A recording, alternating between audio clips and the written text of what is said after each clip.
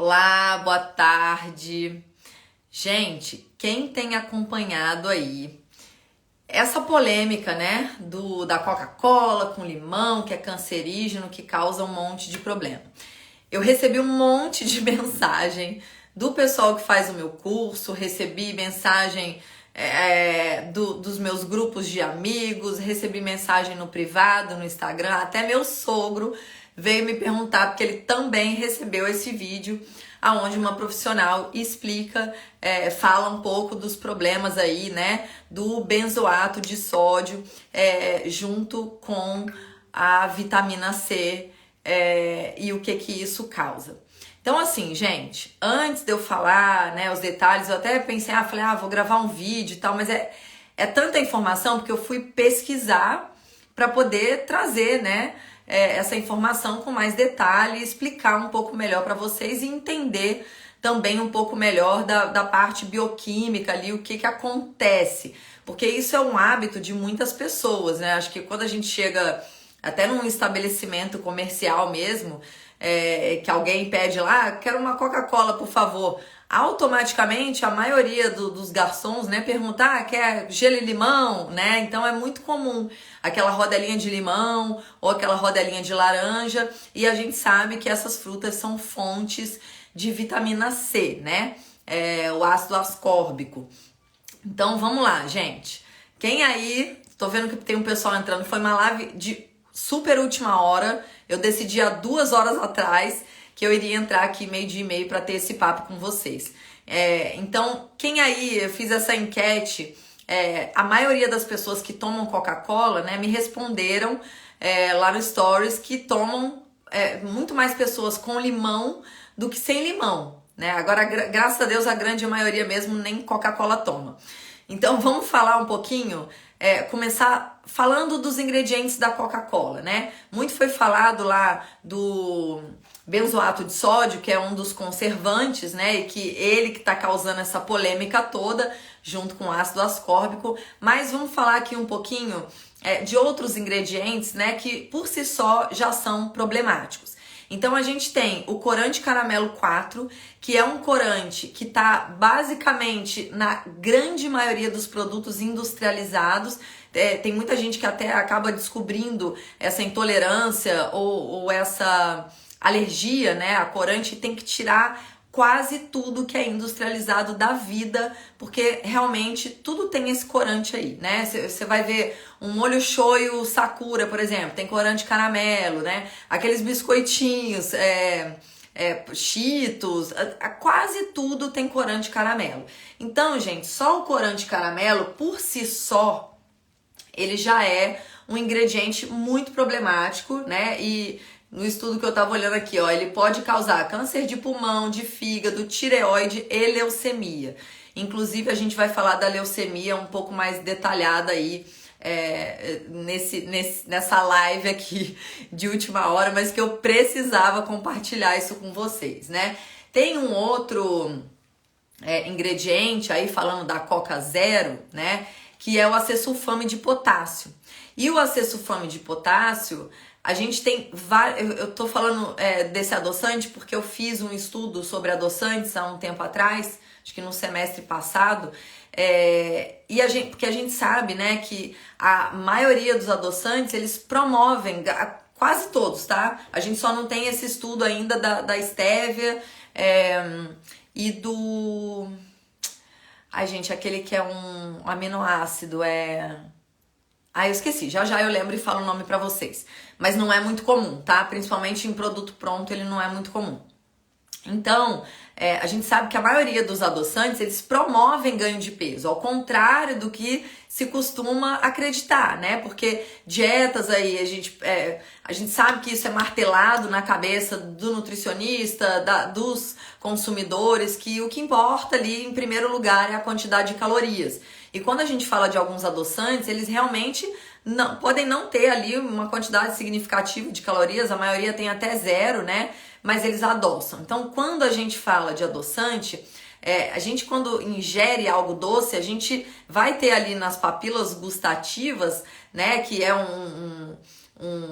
um mecanismo nosso, né, sensorial, você vai receber um paladar, você vai sentir um paladar doce.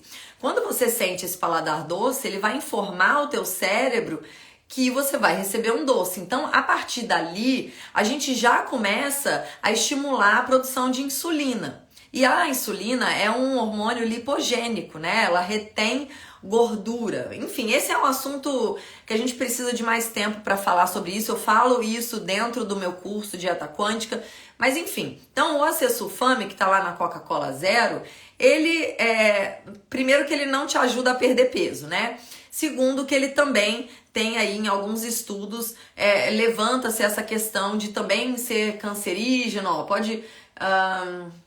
ele aumenta tumores benignos, né? Apesar de alguns levantarem essa questão aí de ser potencialmente cancerígeno, mas ele pode também causar problemas endócrinos, né? Que estão aí relacionados ao pâncreas, principalmente essa questão da insulina, porque ele faz uma ativação de insulina e se você tá lá só tomando a Coca Zero, você não vai receber carboidrato, não vai fazer o uso desse adoçante e você vai ficar estimulando mais vontade de comer doce e carboidrato por conta desse não uso do adoçante, tá?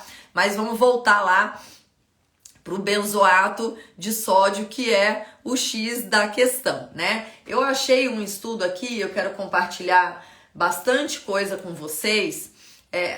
Só um minuto. Começa-se, né, na internet o telefone sem fio. E aí, obviamente, que essa informação chega aí às grandes indústrias, né? A gente tá falando da Coca-Cola, gente, mas assim, qualquer refrigerante, porque a maioria dos refrigerantes, eles têm como conservante o benzoato de sódio, tá? Então, a gente vê, ó, deixa eu achar aqui que eu tinha separado para vocês. Aí, ó, começa na internet. Essa informação tem procedência confirmada pelo Dr. Rui Campanella, do Departamento de Pesquisas Biológicas da Unicamp. Então ele coloca que, aí ele até muda um pouco dentro do que foi falado e divulgado aí para todo mundo, que ele fala que o problema da Coca-Cola rouba cálcio do corpo, fazendo que ele seja eliminado pela urina, e isso pode atrapalhar o desenvolvimento físico e mental das crianças. Essa não foi a primeira informação que a grande maioria das pessoas aí recebeu, né? Mas a gente vai pra internet, aí a coisa começa a realmente tomar um rumo meio sem controle. Aí o que eles fizeram, né, e também postaram na internet para falar que isso tudo foi um mito. Você viu que eu li aqui que essa informação foi confirmada por Dr. Rui Campanella, do Departamento de Pesquisas Biológicas da Unicamp. Ok. Aí você vai lá, ó. Gente, essa mensagem está circulando na internet a respeito de uma suposta pesquisa realizada pelo Dr. Rui Campanella, do Departamento lá de Ciências Biológicas da Unicamp, e é absolutamente falsa. Só que aqui, o que ele fala que é falso? É o problema do benzoato com o ácido ascórbico? Não fala isso em nenhum momento. Ó, ele fala... não existe qualquer professor ou colaborador da Unicamp com esse nome ou pesquisa sobre os possíveis perigos do consumo de refrigerante sabor cola com frutas. Trata-se de um boato espalhado na internet há alguns dias com o objetivo de disseminar o pânico, né? E com o objetivo também, obviamente, de desencorajar as pessoas no consumo de refrigerantes. Então... em nenhum momento aqui eles falam do não problema de saúde, né? Criado pela combinação aí de benzoato de sódio com ácido ascórbico. Ele tá já, olha, esse doutor Rui não existe, né, gente? É aquela coisa. Aí um monte de gente lê e fala, é mito, realmente isso daí balela. Mas eu sou uma chata do caramba, né? Fui fuçar. E, gente, tem matérias na internet... de 2016, de 2014, de 2020, já falando do problema dessa combinação do benzoato de sódio com o ácido ascórbico. Então eu achei um estudo, que aí, gente, não é da Unicamp, nem do Dr. Rui Campanella, tá? Que eu não sei nem se essa pessoa existe, mas é um estudo, eu achei o estudo, tá? Não foi ninguém falando desse estudo, não. O estudo da formação de benzeno em bebidas contendo conservante benzoato de sódio que é do Guilhermino, da Larissa Moraes e Alice da Mata, que é do curso de pós-graduação da Oswaldo Cruz, tá? Então vamos lá. Resumo do estudo, tá? Sob determinadas condições, aí a gente vai destrinchar isso um pouco mais pra frente, tá? A combinação de ácido benzoico e ácido ascórbico, que é a vitamina C, pode formar o benzeno em bebidas, como refrigerantes, sucos industrializados. Então, assim, gente, eu vou falar disso já, mas peraí. Essa contaminação é questão de saúde pública e tem causado significativos protestos entre defensores do ambiente e da saúde, porque o benzeno, né, ele é uma substância carcinogênica, potencial cancerígena. Como a Organização Mundial de Saúde e autoridades sanitárias estrangeiras e nacionais não estabeleceram um limite de benzeno para bebidas industrializadas, mas tem sobre água potável, tá? Mas bebidas industrializadas não tem. Deve-se considerar o limite utilizado para a água potável. O benzeno resulta na descarboxilação do conservante ácido benzoico, ou seja, ele perde um carbono, né, que tem lá na cadeia dele, na presença do ácido ascórbico, principalmente sob a ação da luz e do calor. Aí você vai falar assim, mas eu tomo a minha Coca-Cola lá geladinha, né? Tá bom. A gente já vai falar sobre isso também, porque você acha que a tua Coca-Cola, ela é transportada aonde? Num caminhãozinho refrigerado? Não, né? Então tá. O International Council of Beverage Associations publicou diretrizes para ajudar a minimizar ou eliminar a formação de benzeno em bebidas. O benzoato de sódio, que é esse conservante que está lá entre os ingredientes, né, citados no rótulo do produto, ele é um dos principais agentes bacteriostáticos e fungicidas usados na indústria de alimentos e bebidas, por ser de excelente eficácia e fácil aplicação. Então, gente, ele é um conservante, né, que é utilizado para o produto durar mais na prateleira, né, para não desenvolver bactéria, fungo. Ele é indicado na preservação também, a gente está falando do refrigerante, mas olha quanta coisa pode ter aí o benzoato de sódio, tá? Margarinas, marmeladas, gelatinas, licores, suco de frutas e os refrigerantes. Além disso, ele também é usado em preparos farmacêuticos, com concentração aproximadamente 0,1% em xaropes, veículos flavorizantes, soluções alcaloides e certas especialidades farmacêuticas à base de cafeína. Ele também pode ser utilizado na produção de tintas, vernizes, adesivos e tabascos, vistos que estes preservam a presença aí do benzoato de sódio. O benzoato de sódio, ele tem sido amplamente utilizado como um conservante em produtos alimentícios por muitos anos e ele é tido como seguro, né? Então, assim, toda vez que a gente vai falar de um produto químico que tá lá num alimento, principalmente, né? Ou até num cosmético também, a gente tem essa medição, né? Tal produto pode estar até tanto por cento na concentração nesse alimento, que ele não é considerado seguro, né? Ele não vai te matar de uma hora para outra, ele não vai causar uma intoxicação aguda. Mas a gente sabe que esses produtos, eles vão... O problema, né, muitas vezes, é o processo mesmo cumulativo. E é disso que eu falo muito sempre, né, nas minhas consultas, nos meus cursos. Gente, a gente tá aí ingerindo, respirando, né, absorvendo toxinas todos os dias e a gente vai acumulando, porque o nosso corpo ele não dá conta de eliminar na mesma velocidade e na quantidade que a gente acaba absorvendo, tá? Então, esse é o perigo, né, das toxinas aí mesmo. Mas isso não é no nível tóxico. É considerado pela FDA tantos por cento uma forma segura. Mas beleza, vamos lá. A atividade microbiana, ela ocorre na faixa de um pH, até postei isso aqui outro dia, que Coca-Cola, ela tem um pH ali de 2,5, mais ou menos, né? E a gente, o nosso pH do sangue, ele tem em torno de 7 ponto alguma coisa. Então, imagina o esforço que o nosso corpo não faz, né? Para transformar esse pH aí de um refrigerante de 2,5 até o pH que a gente precisa para manter a homeostase, né? Para manter aí o equilíbrio do organismo. Então, essa atividade microbiana, né, que também é outra coisa que eu falo bastante, porque quando a gente tem um organismo mais ácido, a gente cria um ambiente propício para desenvolvimento de bactérias, de fungos, né? A gente cria um ambiente propício para parasita.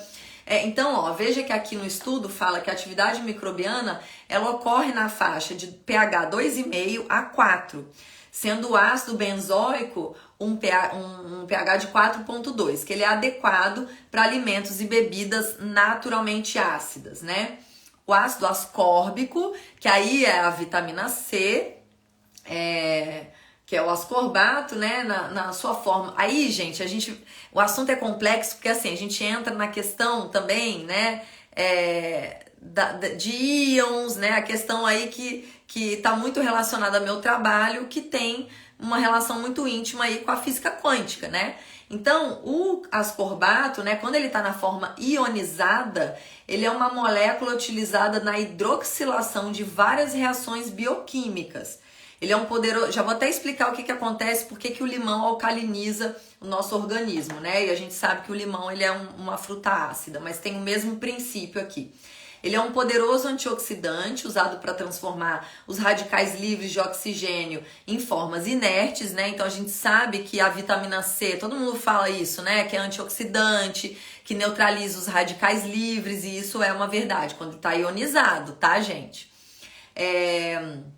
Ele também é usado na síntese de algumas moléculas, né? Que servem como hormônios, neurotransmissores. Então, olha a importância da vitamina C pra gente. Então, nos valores normais de pH encontrados no meio intracelular, né, que é dentro da célula, ele está predominantemente na forma de ascorbato, que é essa forma ionizada e vai funcionar enquanto antioxidante. Em plantas, o ácido ascorbato ele encontra-se em concentração elevada e atua na desintoxicação do peróxido de hidrogênio. Então, olha a importância da vitamina C. A gente não produz vitamina C, a gente precisa ingerir da dieta. Então, gente, a gente tem um monte de fontes de vitamina C, né? Então, a gente está falando do limão na Coca-Cola, mas pensa que se você não está colocando limão na Coca-Cola, você pode estar ingerindo um outro alimento que é fonte de vitamina C, né? Junto naquela refeição ali. Então, vamos seguir aqui, ó. Os seres humanos, eles não são capazes, né, de produzir a vitamina, a gente obtém através da alimentação ou suplementos vitamínicos, e por se tratar de uma vitamina hidrossolúvel, né, ela é solúvel em água, todo excesso que a gente consome de vitamina C, a gente potencialmente consegue eliminar aí através da urina, não sendo uma vitamina potencialmente tóxica para o nosso organismo, né? Ao contrário do benzoato de sódio. A gente já vai entrar nesse assunto aí, ó. O ácido ascórbico, ele é também importante, né? Porque ele é vital para a produção de colágeno. Aproveitando aqui, só porque isso aqui tá no estudo, gente, porque um monte de gente pergunta da história do colágeno. A gente sempre indica a ingestão de colágeno com a vitamina C. Então eu grifei esse pedaço pra gente ler aqui, como curiosidade mesmo, tá? Então a vitamina C... Ela é, né, o colágeno ele é sintetizado e ele é instável para desempenhar a sua função. Então a vitamina C, ela ajuda a estabilizar esse colágeno aí e a gente ter um aproveitamento melhor do colágeno, principalmente quando a gente está aí suplementando, né? O escorbuto, ele é uma doença que ficou lá atrás, foi até aí, gente, que foi descoberta a vitamina C, porque muitas, antigamente, né, onde os transportes eram feitos basicamente aí por embarcações entre um continente e outro, a gente tinha aquele pessoal que saía embarcado, e os marinheiros, né, enfim, não lembro como é que chama, todo mundo lá, e eles começavam a apresentar sangramento na gengiva, os dentes caíam, porque eles levavam no navio só coisas que eram salgadas, né? Essas conservas naturais que se usava naquela época, porque não tinha, né, gente, geladeira, essas não tinha nada.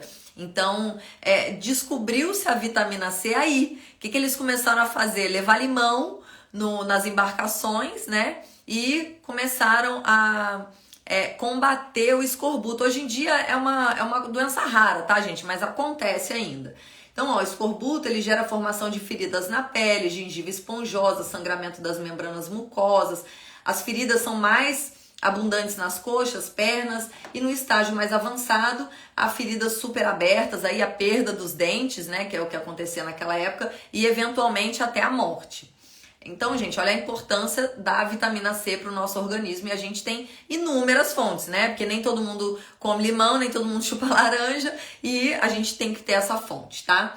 Então, ó, a vitamina C ela é facilmente perdida durante o preparo dos alimentos. Sabe aquela coisa que você espreme uma água com limão, se você deixar ela lá, a vitamina C ela é volátil, então ela vai se volatilizando mesmo e você vai perdendo essa concentração, né?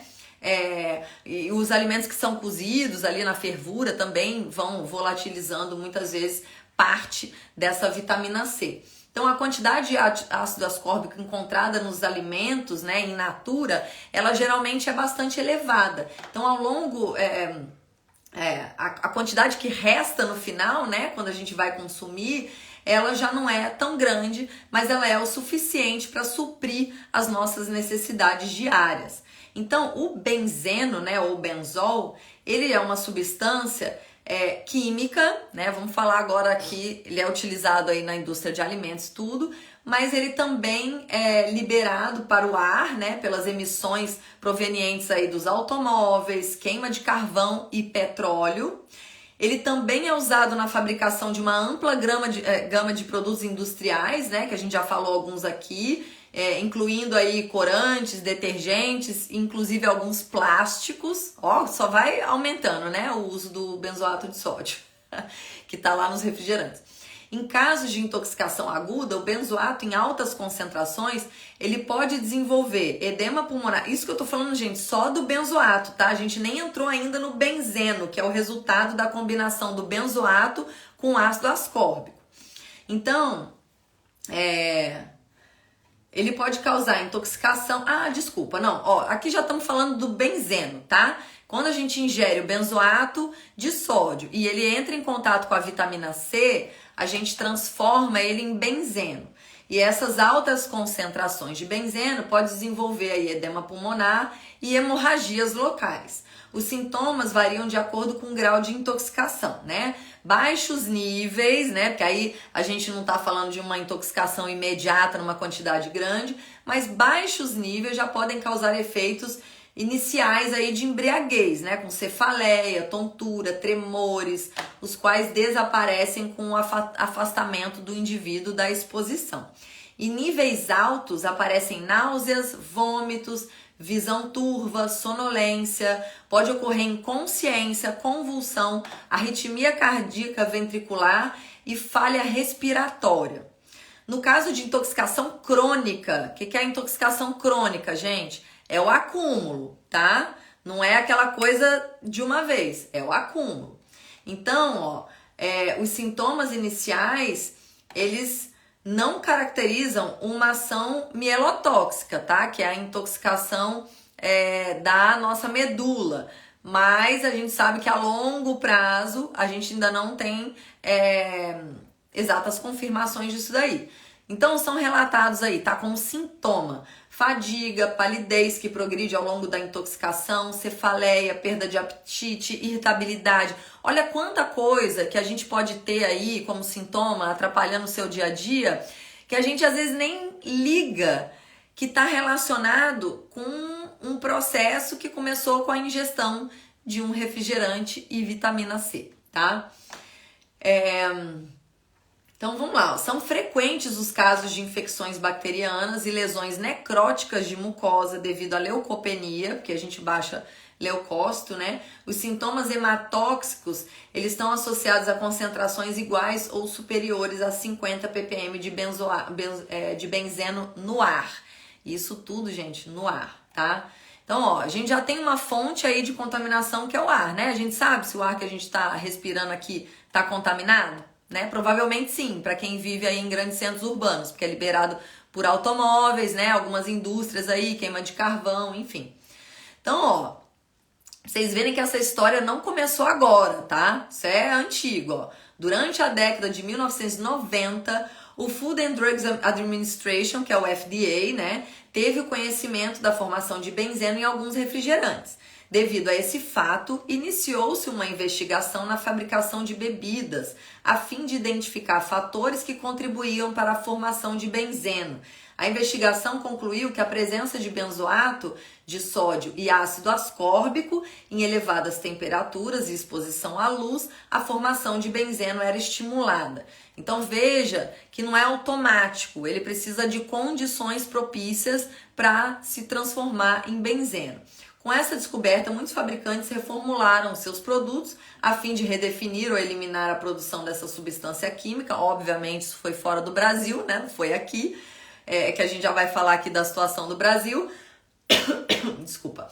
O benzoato de sódio, ele é um conservante amplamente utilizado na indústria, como a gente já falou, para inibir o crescimento aí de bactérias e leveduras. Enquanto que o ácido ascórbico, ele pode ser naturalmente encontrado ou adicionado para evitar a deteriorização, né? Então, ó, no final de 2005, o FDA recebeu alguns relatórios que evidenciam a presença de benzeno em níveis baixos em alguns refrigerantes contendo sais de benzoato e vitamina C. Eu tô falando, gente, isso ó, do produto lá dentro da garrafinha, tá? Então, assim, você analisar um produto que tá dentro da garrafinha é diferente de você analisar o que aquilo vai fazer em você. Porque se você está ingerindo junto com outros alimentos que são fontes de vitamina C, isso realmente pode causar um problema, tá? Até agora, né, foram testados aí cerca de 200 refrigerantes, dos quais 10 produtos continham o benzeno, que nem é o ingrediente inicial, né? Ele já tinha sido transformado em benzeno lá dentro da garrafinha, mesmo antes da gente abrir, colocar o limão, o que quer que seja, ou misturar com coisas que a gente já ingere aí na nossa dieta, numa refeição, né? Então, aqueles sucos, né? A gente tem alguns sucos prontos no mercado, que você pega lá a caixinha, a garrafinha, tá escrito lá, sem conservantes, né? Por quê? Porque conservante são considerados, por exemplo, né, o benzoato de sódio, que é um deles, né? Entre outros produtos químicos. O ácido cítrico e o ácido ascórbico, que é a vitamina C, o ácido cítrico ele está no limão em maior concentração, o ácido ascórbico está em maior concentração na laranja, mas ele também tem lá no limão. Ele não é considerado um conservante, ele é considerado um conservador. Olha as coisas da indústria que eu adoro fazer aula de armadilha da indústria, né? Porque tá escrito lá, sem conservante. Aí quando você vai ver, tem o ácido cítrico ou o ácido ascórbico, né? Alguém tá pedindo para salvar a live, gente, vou ver se vou tentar salvar aqui, tá? No final, mas quem tá aí fica ligado porque tem informação importante. Vocês estão vendo que eu tô acrescentando até coisas que estão no meu curso, que tá aqui dentro do contexto, né? Então, a maioria desses sucos, né, que são sem conservantes, eles têm como conservador o ácido ascórbico. Então, quando você ingere, né, um produto desse junto, de repente, com outro produto que tem o benzoato de sódio, você vai transformar esse benzoato de sódio no benzeno, que é o que é problemático que a gente está lendo aqui, tá?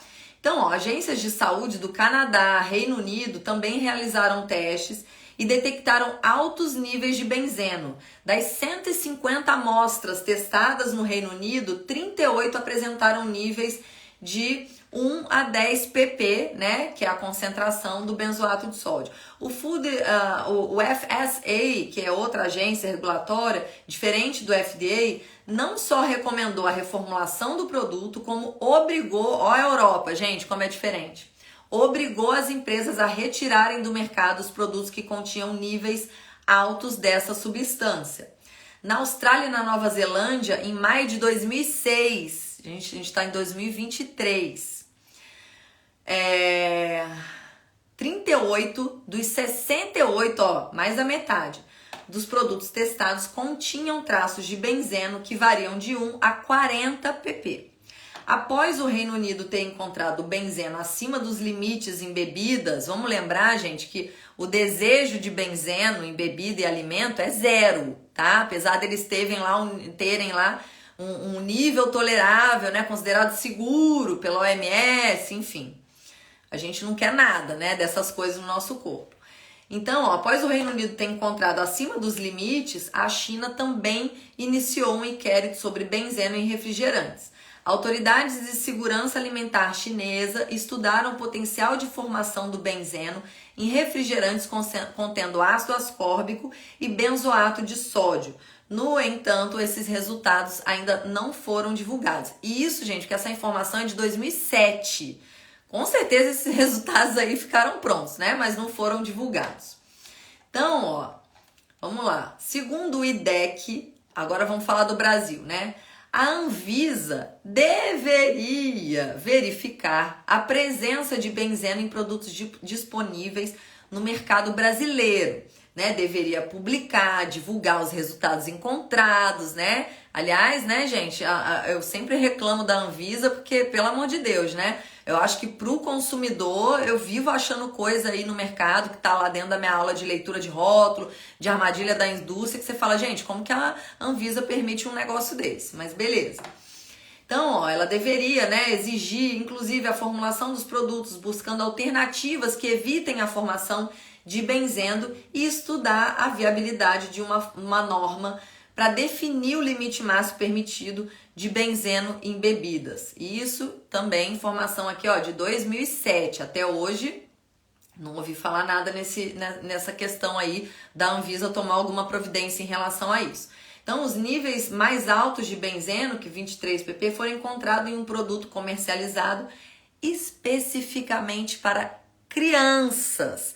Quando eu sempre falo, gente, que os produtos destinados às crianças são os piores, olha isso aqui, até o benzeno, onde ele foi encontrado em maior concentração, foi em produto para criança. Aproveitando, produto para criança são os que mais têm açúcar, são os que mais têm aromatizantes artificiais, que é para já, né, viciar ali o consumidor da indústria desde o início da sua vida. Então é bem complicado, gente. Produto destinado para criança, olha, só Jesus na causa. Vocês têm que aprender a ler rótulo para não ficar dando essas porcarias para os filhos de vocês, porque é difícil.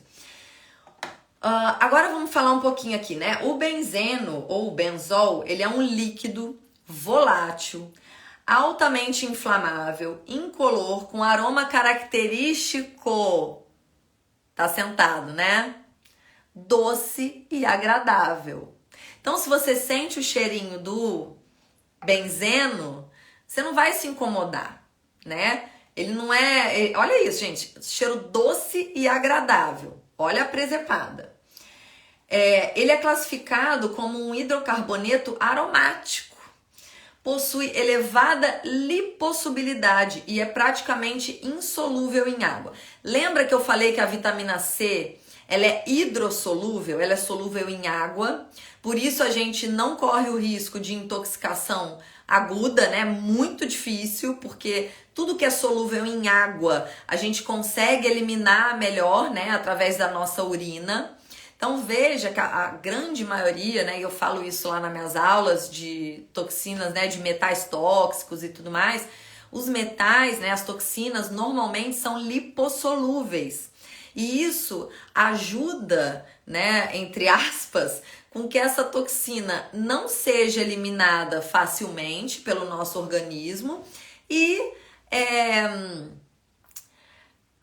propicia uma maior absorção pelos nossos tecidos, porque as nossas células, elas têm uma camada lipídica, né? Que faz exatamente com que ela não dissolva ali nos nossos líquidos internos, né? Ela tem essa camada lipídica que só deixa realmente absorver aquilo que é lipossolúvel. E aí a gente absorve coisas que não são lipossolúveis através de mecanismos celulares, de proteínas, enfim, que se combinam e a gente consegue absorver. Mas a absorção, né, de coisas que são lipossolúveis, ela é ruim para o nosso organismo porque ela é mais fácil de entrar na célula, né? E é mais difícil da gente eliminar. Então, o benzeno é um exemplo de toxina lipossolúvel, né? Que é praticamente insolúvel em água. Então, praticamente insolúvel em água também dificulta com que a gente elimine, né? Porque a maioria do que a gente elimina tem essa característica, tá? Então, ó, a concentração sanguínea, ela atinge o pico máximo em alguns minutos, tá? Quando você se contamina com benzeno, você faz um exame de sangue, também que é outra coisa que eu falo no curso. Gente, nem tudo que tá no sangue mostra realmente o que tá no teu corpo. Porque olha aqui, ó, a concentração sanguínea, quando você se contamina com benzeno, ela atinge o pico máximo em alguns minutos, mas decai com a rápida saída do composto para os tecidos. Então, muitas vezes as pessoas vão fazer um exame de sangue para ver se eu tenho mercúrio no sangue, né? Às vezes o exame de sangue não acha, mas na biorressonância a gente acha, porque a gente consegue achar a ressonância desse metal tóxico que está lá dentro dos seus tecidos. E realmente o exame de sangue não vai mostrar. Vitamina lipossolúvel. Não adianta tentar testar no sangue. Você não vai ter ideia se aquilo ali está adequado para você, tá? Então, assim, nem tudo que está no sangue, gente, mostra a realidade, tá, do seu organismo. O benzol, ele é biotransformado principalmente no fígado e na medula óssea. Embora bastante estudada, existem passos da biotransformação benzênica que ainda não foram esclarecidos. Então, o que eu vou falar aqui, gente, é só assim o começo dessas pesquisas sobre o benzeno. Tem muita coisa que ainda não se sabe, tá? Então, ó, o benzeno ele possui potencial para gerar radical oxigênio livre, o que explica várias de suas ações tóxicas.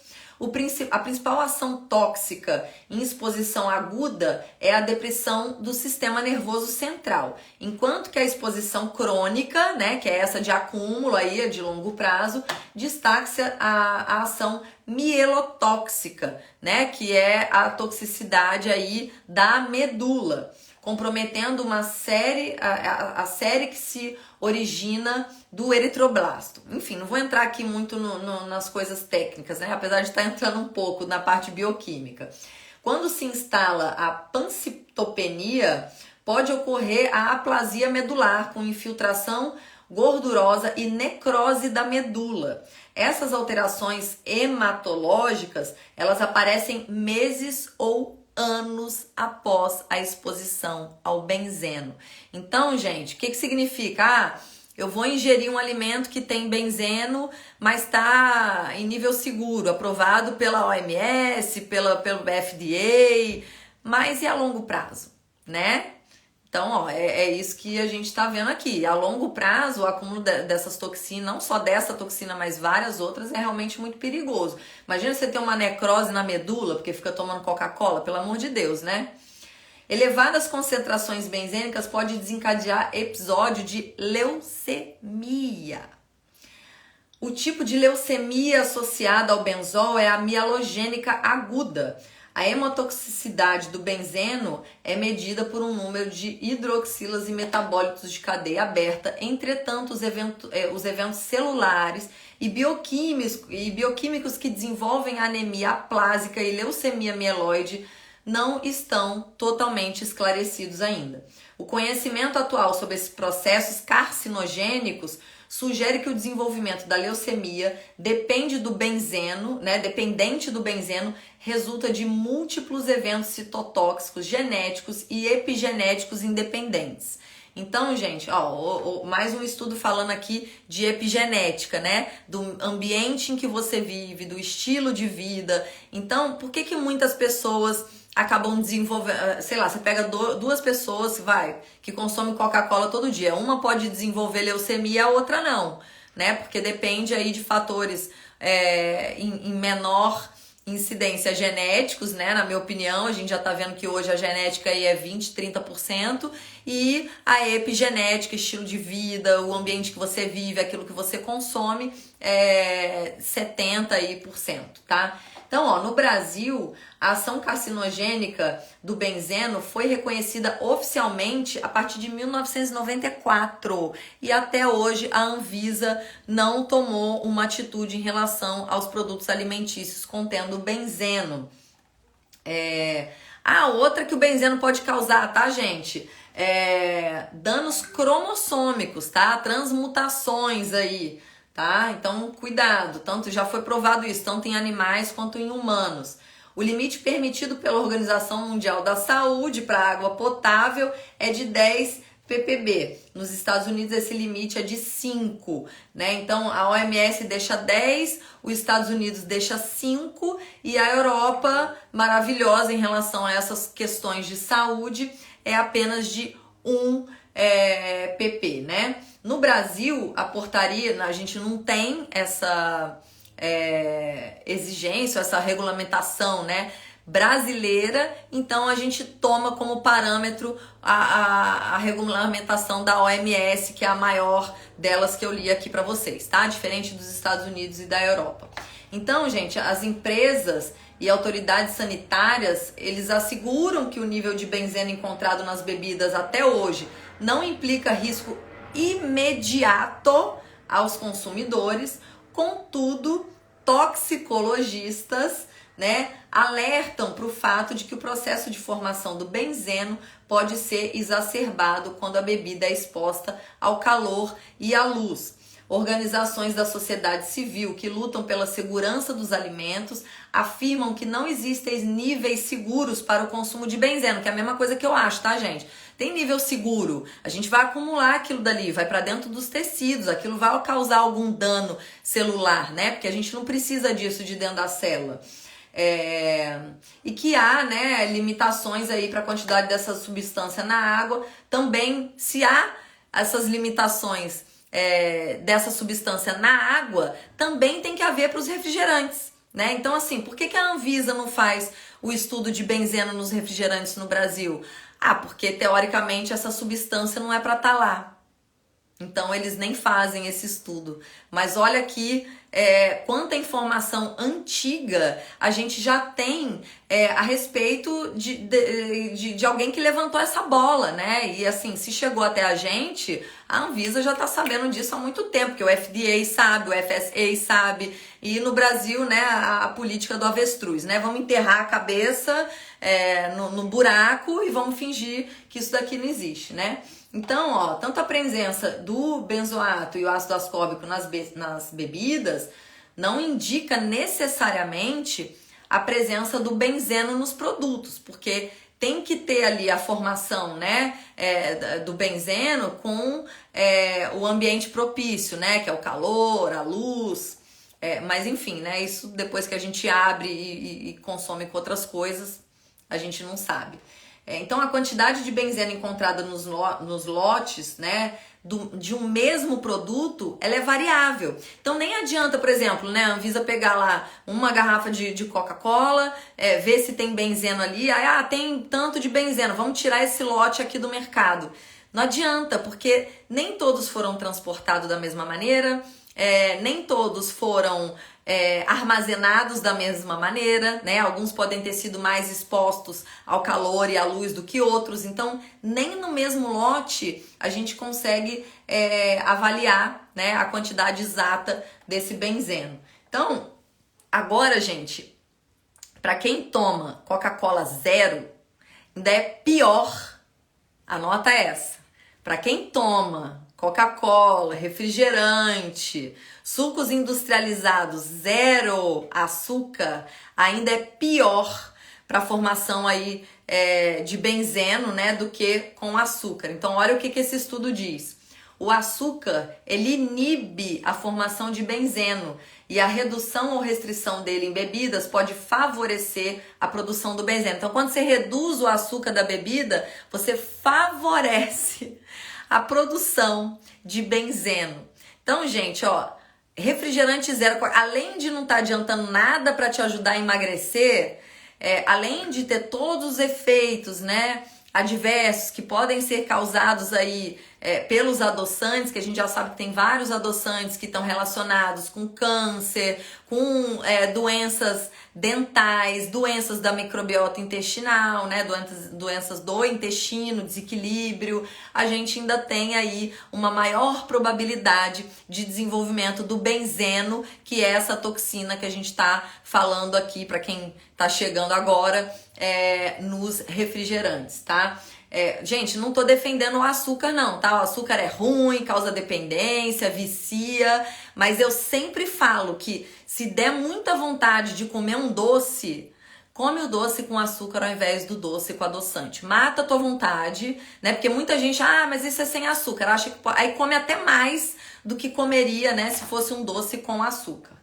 Segundo os estudos, né, os raios UV, eles podem induzir a formação de radicais livres nos produtos e elevadas temperaturas acelera a formação de benzeno, né? Os precursores dessa reação estando presentes, como o calor, né? Podendo entrar luz, a gente aumenta aí a formação de benzeno.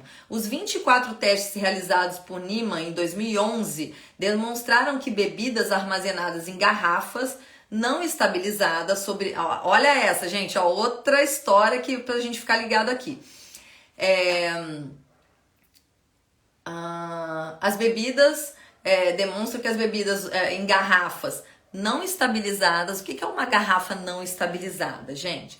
É uma garrafa que não teve a adição de um outro produto, tá, para estabilizar. Então, sob intensa luz UVA, os níveis de benzeno aumentaram cerca de 53%, enquanto o uso de polietileno taraftalato em garrafas, que esse foi o estabilizante, né, adicionado aí na garrafa, reduziu a formação de benzeno aproximadamente em 13% em relação às garrafas estabilizadas. Então, gente, aí eu teria que fazer um outro estudo, né, para ver o que esse polietileno taraftalato pode causar na nossa saúde, né? Não tenho benzeno mais, mas vou ter. É isso que a indústria vai fazer daqui a pouco, tá? Vai acabar adicionando um outro produto para que não ocorra essa formação de benzeno. Vai falar para todo mundo que esses produtos são livres de benzeno, mas vai ter alguma outra coisa que a gente vai ter que estudar para ver os problemas daquilo ali, tá? Então, provavelmente é o que eles vão acabar fazendo. Vocês lembram daquela história dos plásticos livres de BPA? Eu lembro que foi bem na época que eu tive filho. Meu filho tá com 5 anos. E na época vendia, acho que ainda vende, né? Não sei se eu que não tô mais muito em contato com essas coisas, mas ainda vendia muito produto livre de BPA. O que é o BPA? O que o BPA faz no plástico? É essa substância que deixa o plástico maleável, né? Então, quando descobriu-se, né, os problemas do BPA, né, que é cancerígeno e tudo mais, e isso veio a público, as indústrias correram para fazer um plástico livre de BPA, principalmente quando está destinado ali às crianças, porque a gente não dá um copo de vidro na mão de uma criança, uma madeira eu até tinha uma madeira de vidro, mas tinha uma proteção, mas enfim, é mais difícil, né? Só que aí tudo bem, você paga mais caro para o produto que não tem BPA, mas ele pode ter o BPM, o BPF, que causam os mesmos problemas que a gente não quer, tá? Então, essa é uma das grandes armadilhas da indústria, tá? Troca uma coisa que todo mundo ficou sabendo que era ruim por uma outra similar, muitas vezes tão ruim quanto, mas que o consumidor ainda não tem conhecimento, tá? Então, apesar das indústrias... Tá quase acabando, tá, gente? Nossa, eu tô quase a 1 hora aqui, também preciso ir daqui a pouquinho. Então, apesar de indústrias e órgãos regulatórios, como a Anvisa, afirmarem que a presença dessa substância em refrigerantes não causam riscos imediatos, pois se encontram em baixas concentrações, o mesmo não pode se afirmar quanto a riscos devido à exposição crônica ao benzeno, podendo levar ao desenvolvimento de câncer. É recomendado que os produtores de bebidas reavaliem as condições de armazenamento, porque a gente já viu que o armazenamento interfere, né, nessa formação do benzeno, procurando armazenar os seus produtos em locais frescos, longe de incidência da luz. Gente, você acha que o mercado vai se preocupar com isso daí? Eu comprei um pack de garrafa de água mineral gaseificada São Lourenço, que eu amo, sou meio viciada, é meu vício, tá, gente? Tô abrindo aqui pra vocês, ainda bem que é água, né? Mas enfim, eu abri uma garrafinha e tava com gosto estranho. E quando eu olhei, o rótulo tava com uma outra cor. Só que eu achei que tinha sido uma mudança de rótulo da São Lourenço. Me deu uns 5 minutos, eu falei, gente, esse gosto tá com gosto de plástico isso daqui. E aí eu voltei no mercado com aquele pack, falei, eu não vou tomar essa água. E eu vi que realmente a menina lá do mercado falou que esses packs eles estavam armazenados num lugar que pegava sol. Então, gente, imagina, olha, aquela garrafa de água ter ficado ali no sol a ponto de sair a cor do rótulo, porque o rótulo da São Lourenço tem uma coisinha vermelha, né? E quando eu recebi, tava amarelada. Então, você imagina o tanto que aquilo ficou no sol, soltando, né? Aquecendo aquele plástico, soltando todo aquele BPA para dentro da água, enfim. Então, uma recomendação, né, que está sendo feita aqui para a Anvisa, que vamos ver se vai tomar alguma providência em relação a isso, agora que isso veio a público, né, e está bombando na internet, tomar conta aí também, uma das recomendações é tomar conta do processo de transporte, de armazenamento, né? Então, ó, caso necessário, deve desenvolver novas formulações, né, esses produtos, mas aí a interrogação, né, o que será que eles vão adicionar para isso daí não desenvolver aí o benzeno, enfim, visando reduzir essa formação de benzeno. O programa de análise de resíduos de agrotóxico em alimentos foi iniciado em 2001 pela Anvisa, 2001, gente, tá em 2023. Pela Anvisa, com o objetivo de avaliar continuamente os níveis de resíduos de agrotóxico nos alimentos. Ah, tá bom. Não, já lembrei o que é isso aqui, ó. Então, assim, desde 2001, eles têm esse programa de verificar resíduos de agrotóxico nos alimentos. Porém, eles não verificam resíduos dessas toxinas em produtos alimentícios. Então, assim, vamos ver o nível de agrotóxico nos alimentos, tá? Desde 2001. Tá, legal. Tudo bem que isso pode variar, né? Porque a gente sabe, na época que não é época de laranja, para dar mais laranja, aumenta-se a quantidade de fertilizantes, né? Isso pode variar, mas, enfim. Então, o objetivo, né? Avaliar continuamente os níveis de resíduo de agrotóxico nos alimentos in natura que chegam à mesa do consumidor. Porém, não se avalia a presença de benzeno nos alimentos, visto que esse não deveria ser encontrado no alimento. Então, como ele não deveria ser encontrado lá, a Anvisa nem avalia, mesmo tendo sido avisada lá em 2006, 2007, sei lá quando, que a gente viu aqui. Enfim, né? Já que o benzeno não é para estar lá, vamos fazer mais uma vez a política do avestruz, né? Vamos enterrar a cabeça e fingir que aquilo dali não existe, né? Então, gente, ufa, né?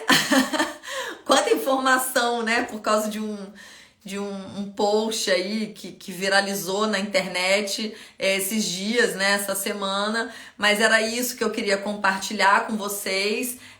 Sempre que existem dúvidas, a primeira mensagem que eu recebi em relação a isso foi de um grupo meu do colégio, mas logo depois eu recebi também mensagem de uma nutricionista que faz lá o meu curso Dieta Quântica, questionando isso daí também. Depois eu comecei a receber mensagem no Instagram. Aí ontem a gente foi almoçar, meu sogro mostrou o vídeo. Aí, enfim, né, eu comecei a pesquisar isso mais a fundo para trazer, elucidar aí esse assunto para todos vocês. Espero ter conseguido tirar as dúvidas. Realmente, o benzeno, ele tem N problemas de saúde. A gente sabe que isso não vai ser feito aí tão cedo pela Anvisa, né? Mas oremos. Mesmo que o benzeno não seja encontrado dentro do produto, vamos combinar aí, né? Que dentro de uma refeição que você supostamente está ingerindo aquele refrigerante com benzoato de sódio, você pode estar ingerindo... quer ver? Rapidinho, antes de eu terminar, vou te falar aqui algumas fontes de vitamina C. Gente, será que eu apaguei aqui? Tá aqui, ó.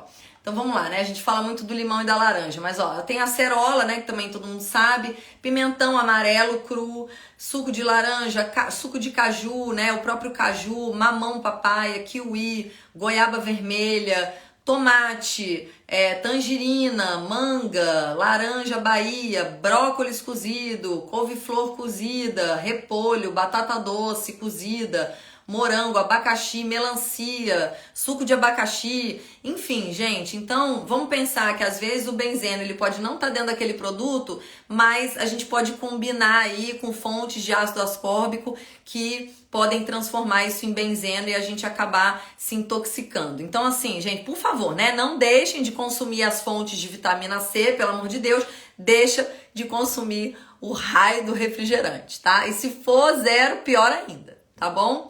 Obrigada, posso receber aí mensagens, quem tiver ainda alguma dúvida, que me estimule a estudar mais sobre o assunto. Fiquem todos com Deus aí, tenham um excelente restinho de semana e muita gratidão. Um beijo a todos.